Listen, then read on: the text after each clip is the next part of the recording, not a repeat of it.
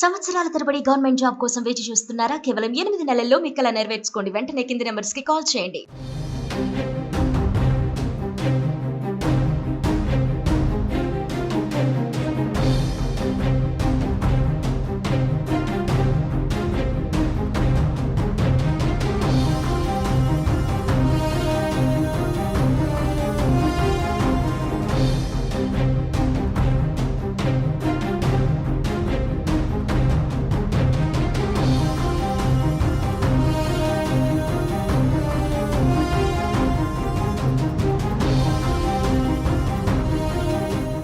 Big breaking పాకిస్తాన్లో యుద్ధం మొదలైంది. ఎస్, మీరు వింటుంది నిజమే. పాకిస్తాన్లో ప్రస్తుతం యుద్ధం మొదలైంది. అయితే ఈ యుద్ధం భారత్ చేయట్లేదు, పాకిస్తాన్లో ఉన్నటువంటి ఇంటర్నల్గానే యుద్ధం మొదలైంది. ఇప్పటికే బలూచిస్తాన్ ఎప్పుడెప్పుడు సందు దొరుకుతుందని చూస్తున్నటువంటి సందర్భంలో పాకిస్తాన్ ఆర్మీ పైన నేరుగా ప్రత్యక్ష యుద్ధానికి దిగింది. ఇప్పటికే పలుమార్లు దాడికి దిగినటువంటి బిఎల్ఏ బలూచిస్తాన్ ఆర్మీ ప్రస్తుతం దూకుడు పెంచింది. దీంతో నిన్న రాత్రి జరిపినటువంటి దాడిలో సుమారుగా 60 మందికి పైగా పాక్ సైనికులు మృతి చెందినట్టుగా తెలుస్తుంది. అంతకు ముందు ఒక బ్లాస్టింగ్లో 10 మంది సైనికులను బిఎల్ఏ హతము చేసినటువంటి ఘటన మనం చూసాం కొద్ది రోజుల క్రితం. ఇంకా అంతకంటే ముందు ట్రైన్ హైజాక్ చేసి చుక్కలు చూపించినటువంటి సందర్భాన్ని కూడా చూసాం. తాజాగా నేరుగా రంగంలోకి దిగింది బలూచిస్తాన్ ఆర్మీ. 2 పాక్ ఆర్మీ వాహనాల్ని బలూచిస్తాన్ ఆర్మీ పేల్చేసినట్టుగా తెలుస్తుంది. ఈ పేలుళ్లలో 40 మంది పాక్ సైనికులు హతమైనట్టుగా తెలుస్తుంది. ఈ మేరకు సుమారుగా 60 మంది వరకు కూడా బలూచిస్తాన్ ఆర్మీ సంచలన ప్రకటన కూడా విడుదల చేసింది. ఆ ప్రకటన ఒకసారి మనం చూద్దాం. మేజిద్ బ్రిగేడ్ యొక్క ఫిదాయిన్ 40 మందికి పైగా సైనికులను చంపింది. గత 6 గంటలుగా బేలా శిబిరాన్ని నియంత్రించిందంటూ బిఎల్ఏ ప్రకటించింది. ఇక బలోచ్ లిబరేషన్ ఆర్మీ యొక్క ఫిదాయిన్ ఆపరేషన్ హెరోష్ కింద బిఎల్ఏ యొక్క మజిద్ బ్రిగేడ్ యొక్క ఫిదాయిన్ యూనిట్ ఆక్రమిత దళాల బేలా శిబిరం పైన దాడి చేసింది. ఇప్పటి వరకు 40 మందికి పైగా సైనిక సిబ్బందిని చంపేసింది.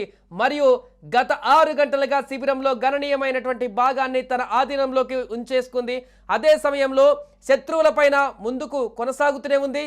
బిఎల్ఏ యొక్క మజిద్ బ్రిగేడ్ శిబిరం యొక్క ప్రధాన ద్వారం మరియు సమీపంలోని భద్రతా పోస్టుల వద్ద 2 పేలుడు పదార్థాలు నిండిన వాహనాలను పేల్చింది.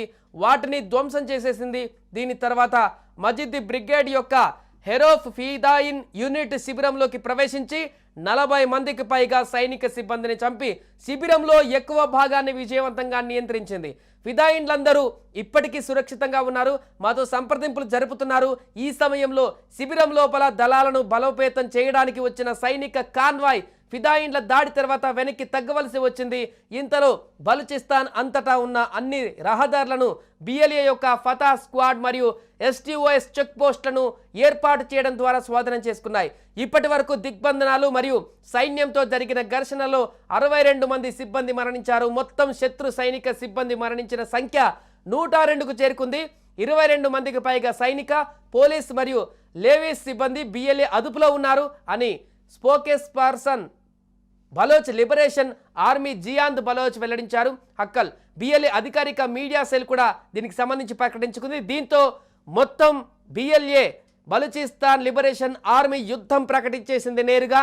గతంలో ఆఫ్ఘనిస్తాన్ని తాలిబాన్లు ఏ విధంగా అయితే చేజిక్కించుకున్నారో అలానే ఇప్పుడు బిఎల్ఏ పాకిస్తాన్ మొత్తాన్ని కూడా చేజిక్కించుకున్నటువంటి విధంగా ముఖ్యంగా బలూచిస్తాన్ ప్రాంతాన్ని అంతా కూడా తమ ఆధీనంలోకి తీసుకునేందుకు తీవ్రంగా కసరత్తు చేస్తున్నారు. దీనిలో భాగంగానే భారీ సైన్యంతో బలూచిస్తాన్ ఆర్మీ అక్కడ పాకిస్తాన్ శిబిరాలను, పాకిస్తాన్ సైన్యం ఉన్నటువంటి ప్రాంతాలను పూర్తిగా ఆ శిబిరాలన్నింటినీ తమ ఆధీనంలోకి తీసుకుంటూ ఒక రకంగా ప్రత్యక్ష యుద్ధానికి పూనుకుంది.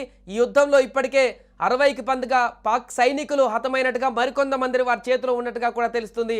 ఏదేమైనా కూడా ఒకవైపు భారత్ పాక్ సరిహద్దుల వద్ద నెలకొన్నటువంటి యుద్ధ మేఘాల నేపథ్యంలో ఇంటర్నల్గా జరుగుతున్నటువంటి ఈ యుద్ధంతో ఒక్కసారిగా పాకిస్తాన్ అల్లకల్లోలంగా మారింది.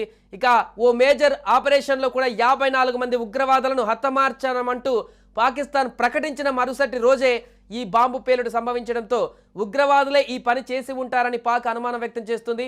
ముఖ్యంగా ముష్కర్లను చంపిన ప్రాంతానికి దగ్గరలోనే ఈ పేలుడు సంభవించాయని కూడా చెప్తుంది. సో దీంతో అటు పాకిస్తాన్ బిఎల్ఏ కూడా ఆ లెటర్ని విడుదల చేసింది. ఇది మేమే చేశామంటూ ఖచ్చితంగా అన్ని నియంత్రణలోకి తీసుకుంటామంటూ కూడా చెప్తుంది. ఇంకా బలూచిస్తాన్లోని నౌష్కి జిల్లాలో లీక్ అయినటువంటి ఆయిల్ ట్యాంకర్కు మంటలు అంటుకొని భారీ పేలుడు కూడా సంభవించింది. దీంట్లో ఇద్దరు ప్రాణాలు కోల్పోగా 56 మంది గాయపడ్డారు. అన్నీ కూడా అన్ఎక్స్పెక్టెడ్గా జరుగుతున్నటువంటి సంఘటనలు కూడా ఇలా ఆందోళన కలిగిస్తున్నాయి. సోమవారం నౌష్కి రోడ్డు పైన లీక్ అయినటువంటి ఆయిల్ దుర్ఘటనకు సంబంధించిన దాంట్లో పూర్తిగా మంటలు అదుపు చేసే ప్రయత్నంలో ఉన్న అగ్నిమాపక సిబ్బందితో పాటు ఘటనా స్థలానికి చేరుకున్న స్థానికులు కూడా ఈ పేలుడుకు గురయ్యారు. ట్యాంకర్ డ్రైవర్తో పాటు ఓ వ్యక్తి మృతి చెందాడు. తీవ్రంగా గాయపడిన వారిని చికిత్స కోసం కరాచీకి విమానంలో తరలించారు. 10 మందికి పైగా బాధితుల పరిస్థితి విషమంగా ఉంది. బలూచిస్తాన్ ముఖ్యమంత్రి సర్ఫరాజ్ భుక్తి క్వెటాలో గాయపడిన వారిని ఆసుపత్రిలో పరామర్శించి అత్యుత్తమ వైద్య సేవలు అందించేందుకు అధికారులను ఆదేశించారు. పాకిస్తాన్లో ఇంధన ట్యాంకర్ల ప్రమాదాలు కొత్తవి కాదు. 2017లో పంజాబ్ రాష్ట్రంలో కొన్ని అహ్మదాపూర్ ఈస్ట్లో కూడా జరిగినటువంటి 2 ఘోర ఘటనల్లో 200 మందికి పైగా ప్రాణాలు కోల్పోయినటువంటి విషయం తెలిసిందే. ఏదేమైనా కూడా ప్రస్తుతం పాకిస్తాన్లో యుద్ధ వాతావరణం నెలకొంది. పాకిస్తాన్ పైన ఎవరు యుద్ధం చేయాల్సిన అవసరం లేదు, పాకిస్తాన్లో ఉన్నటువంటి ప్రజలే యుద్ధం చేస్తారని చాలామంది ఇప్పటికే చెప్తున్నటువంటి నేపథ్యంలో పాకిస్తాన్లో ఇప్పటికే సింధు రాష్ట్రంలో వాటర్ కోసం అక్కడున్నటువంటి ప్రజలు నిరసనలు, ర్యాలీలు, రాస్తారోకోలతో వారు ఆందోళన చేస్తుంటే ఇటు బలూచిస్తాన్ నుంచి మరొక వైపు BLA అటాక్ ప్రారంభించింది. నేరుగా బలూచిస్తాన్ని స్వాధీనం చేసుకునేందుకు తమ యొక్క సైనికులతో బలూచిస్తాన్ ఆర్మీతో ముందుకు కొనసాగుతుంది. దీంతో పాకిస్తాన్ ఉక్కిరిబిక్కిరవుతున్నటువంటి పరిస్థితి ఏర్పడింది.